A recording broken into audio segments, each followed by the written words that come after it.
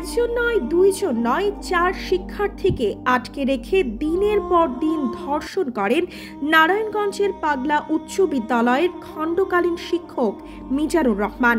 দরিদ্র পরিবারের 4 স্কুল ছাত্রীকে আটকে রেখে ধারাবাহিক ধর্ষণের অভিযোগে হওয়া মামলায় গ্রেফতারের পর বেরিয়ে এসেছে চাঞ্চল্যকর তথ্য। বুধবার 26 জুন সকালে ঢাকার মোহাম্মদপুর থেকে তাকে আটক করে নারায়ণগঞ্জের ফতুল্লা থানা পুলিশ। এ সময় আরও 3 ভুক্তভোগী কিশোরীকেও উদ্ধার করা হয়। গ্রেফতার মিজানুর রহমান মিজান 45 বছর বয়সী, নারায়ণগঞ্জ সদরের পাগলা উচ্চ বিদ্যালয়ের খণ্ডকালীন শিক্ষক। তার বাড়ি বরিশালের আগৈল ঝাড়ায়। পুলিশ জানিয়েছে, মিজানের বিরুদ্ধে ঢাকার একটি থানার আগেও পর্নোগ্রাফি ও ধর্ষণের মামলা রয়েছে।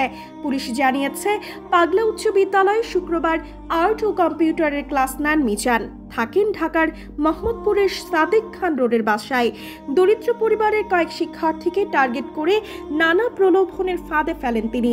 6 জুন 10ম শ্রেণীর 2 ছাত্রীকে কৌশলে মোহাম্মদপুরের বাসায় নিয়ে একাধিকবার ধর্ষণ করেন। একই কায়দায় 11 জুন একই শ্রেণীর আরেক ছাত্রীকে সেখানে নিয়ে ধর্ষণ করেন। সর্বশেষ 23 জুন 10ম শ্রেণীর আরেক ছাত্রীকে মোহাম্মদপুরে নিয়ে ধর্ষণ করেন। 4 কিশোরীকে উন্নত জীবনের প্রলোভন দেখিয়ে সেখানে আটকে রাখেন।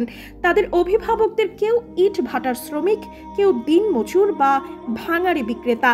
24 জুন মিজানের বাসা থেকে কৌশলে পালিয়ে আসে এক কিশোরী। সে পরিবার সহ আটকে রাখা অন্যদের পরিবারকেও বিষয়টি জানায়। থানা পুলিশ বিষয়টি জানতে পেরে ওই মেয়েটিকে নিয়ে বুধবার সকালে মোহাম্মদপুর যায়। পরে বন্দিদশা থেকে 3 কিশোরীকে উদ্ধার করে। ফতুল্লা মডেল থানার ওসি শরীফুল ইসলাম বলেন, অভিযান চালিয়ে ওই শিক্ষককে আটক করা হয়। এই ঘটনায় ফতুল্লা থানায় মামলা হলে তাকে গ্রেফতার দেখানো হয়েছে।